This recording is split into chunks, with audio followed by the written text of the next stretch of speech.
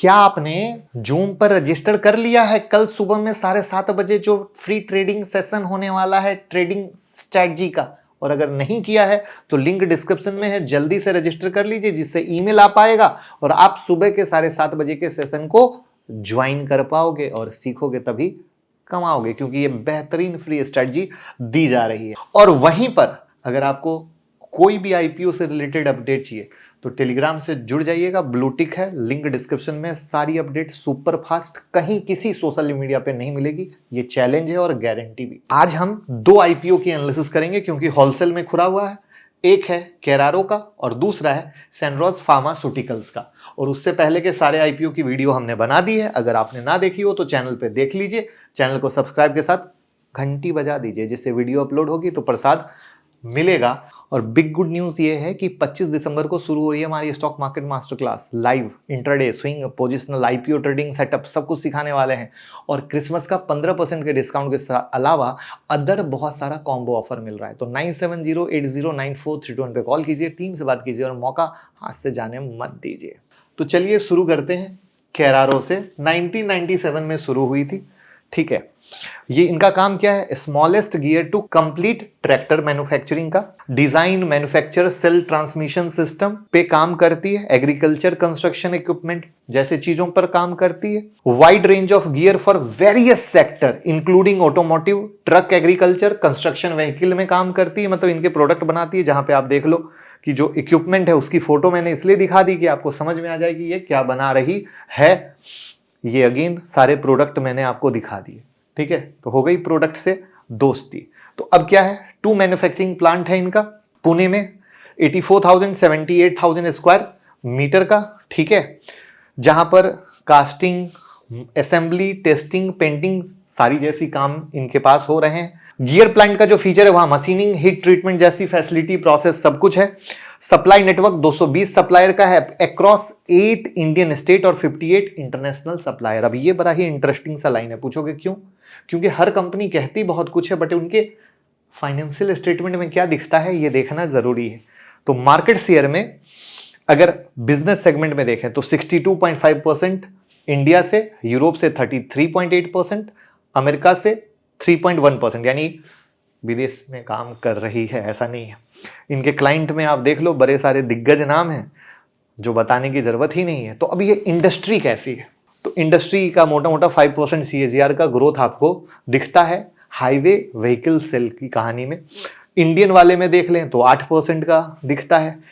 चूंकि एग्रीकल्चर से रिलेटेड है तो 8% का। तो आप देखो ये जिस जिस धंधे में काम करी, हमारी टीम ने एक एक करके उस इंडस्ट्री के एनालिसिस का फोटो निकाला है। तो एक लाइक बनता है, कंजूसी मत कीजिएगा।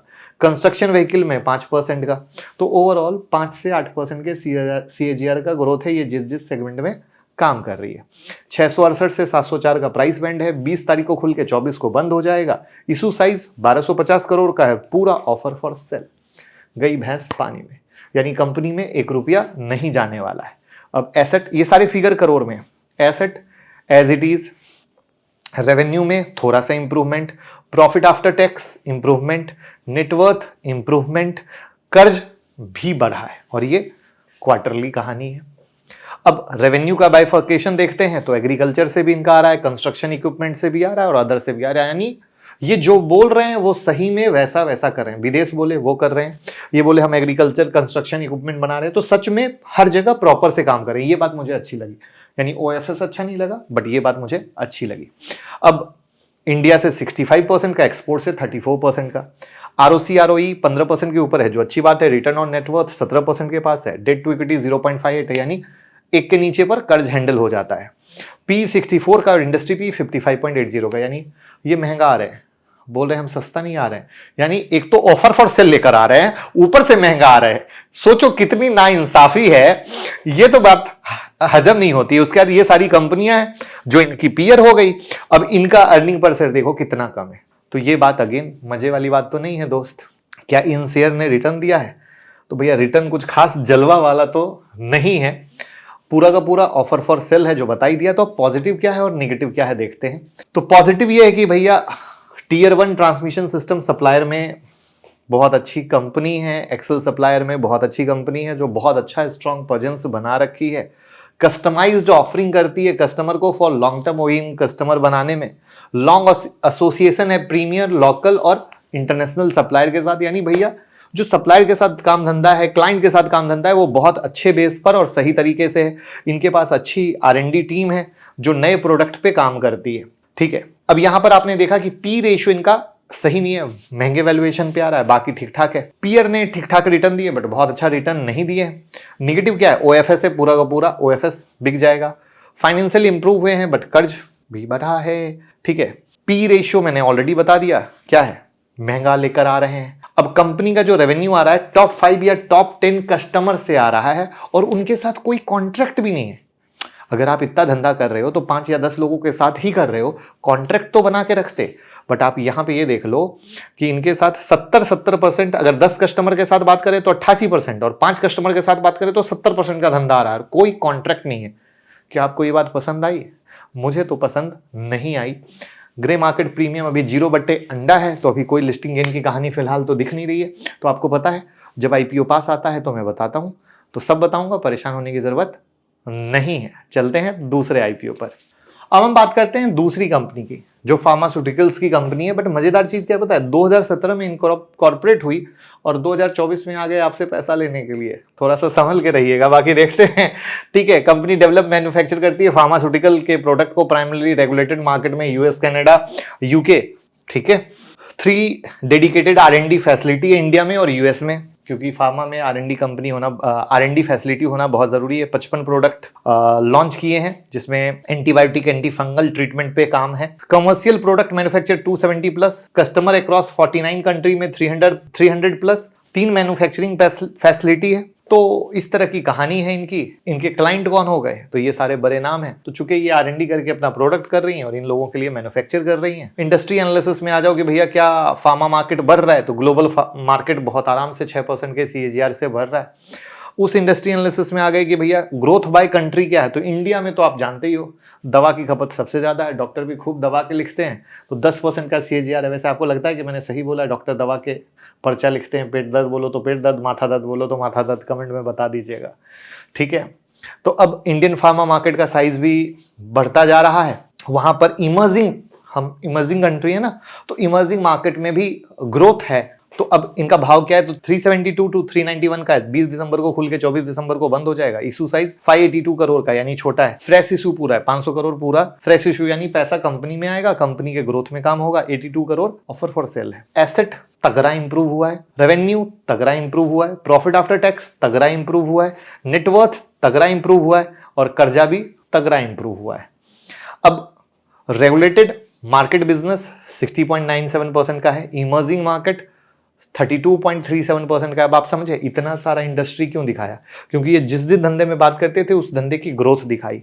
ठीक है, अब एक्सपोर्ट क्या करें तो 76%, तो मोटा मोटा एक्सपोर्ट हो रहा है। डोमेस्टिक 23% के पास का, ROE 23%, ROC 11.5% के पास का है। डेट टू इक्विटी, अब ये सोचने वाली बात है, 1.07%। 1 के ऊपर थोड़ा टेंशन हो जाता है, जो मैंने आपको बताया था। इंडस्ट्री पी है 38.84 और ये 39.77, यानी महंगा है, सस्ता नहीं है। अब इनका EPS क्या है 13.67, बाकी से कम, उसके बाद भी वैल्यूएशन महंगे, तो ये बात तो हजम नहीं होगी ना। कैसे हजम होगी? इनके पीयर ने रिटर्न दिया है, तो हाँ बिल्कुल दिया है। अब ये जो पैसा ला रहे हैं उसका क्या करेंगे, तो इनकी सब्सिडरी में फंड डालेंगे, कर्ज को घटाएंगे, कैपेक्स करेंगे, वर्किंग कैपिटल करेंगे। तो इस तरीके से इन्होंने सब बताया कि मैं अपने पैसे को कहाँ लगाऊंगा। तो अब अच्छा क्या है और बुरा क्या है, तो इनके पास जो क्लाइंट है वो काफी बड़े नाम है और बड़े नाम के क्लाइंट मिलना आसान काम नहीं होता है। हम वो कंट्री हैं जहां दवा सबसे ज्यादा खाया जाता है और उस एंगल में हम बहुत तेजी से बढ़ने वाले हैं, तो इनका धंधा बढ़ सकता है। अच्छी बात क्या है, फ्रेश इशू 86% के पास है। कंपनी के फाइनेंशियल तो आपने देखा ही खतरनाक लेवल पे इंप्रूव हुए हैं। अब ये IPO को लेकर इंप्रूव हुए हैं या सच में है, ये डिसाइड करने वाली बात आगे के क्वार्टर रिजल्ट से आएगी। पीयर ने अच्छा रिटर्न दिया है। ठीक है, कंपनी मार्केट क्या है, US FDA approved manufacturing facility, US Canada जगह काम कर रही है, जो अच्छी बात है। इनका जो पोर्टफोलियो है वो बहुत अच्छा है दवा के बेस पर, ऐसा कहा जाता है। इनके जो कॉन्ट्रैक्ट हैं वो लॉन्ग टर्म कॉन्ट्रैक्ट हैं, इमर्जिंग मार्केट में बहुत अच्छा काम कर रहे हैं, स्ट्रॉन्ग R&D कैपेसिटी है इनके पास। तो अब निगेटिव क्या है, तो फाइनेंशियल तो इंप्रूव हुए हैं, बट कर्जा बहुत ज़्यादा है, जो मैंने बोला था रिस्क वाली बात है, ठीक है। अब यहाँ पर एक इंटरेस्टिंग सी चीज़ है, रिलायंस जो है थर्ड पार्टी डिस्ट्रीब्यूटर है, जो रेगुलेटेड मार्केट में जो इनका सेल है ना उनके लिए। अब इसे क्या होगा, रेवेन्यू लॉस या किसी भी तरह का कॉम्पिटिटिव प्रेशर फेस करने को मिल सकता है। आपको पता है फार्मास्यूटिकल्स में कंप्लायंस इशू बहुत ज़्यादा होते हैं, बहुत जल्दी बैन, बहुत ज़्यादा रूल रेगुलेशन आता है, तो वो ऑर्डर कैंसलेशन, वारंटी क्लेम जैसा मामला फंसता है। उसके बाद जो रेवेन्यू है, जिन क्लाइंट के साथ काम करें कहीं ना कहीं रुक गया है, तो उनके साथ धंधा कैसे बढ़े वो देखने वाली बात होगी। चूंकि ये विदेश माल भेज रहे हैं तो आपको पता है करेंसी फ्लक्चुएशन बहुत इंपॉर्टेंट है। विदेश माल जा रहा है तो कोई भी किसी तरह का, आप जैसे ट्रम्प साहब आते हैं तो रोज नया रूल लगाते हैं, सोचो कोई नया रूल ऐसा लगा दिए जो बिजनेस पे इंपैक्ट डाले, तो उस तरह का मामला फंसता है। तो अब जीएमपी क्या है, तो 125 का, तो 391 पे 125, 556, यानी मोटा मोटा 32% का लिस्टिंग गेन दिखाने की कोशिश में लगा हुआ है। तो आपको पता है जीएमपी कभी भी लिस्टिंग गेन की गारंटी नहीं होता है, बट जानकारी के लिए कि मार्केट में क्या चल रहा है वो हम आपके साथ शेयर करते हैं। बट हम आपके साथ वीडियो जरूर बनाएंगे, आप चिंता ना करें, थोड़ी सी और अपडेट आ जाने दीजिए।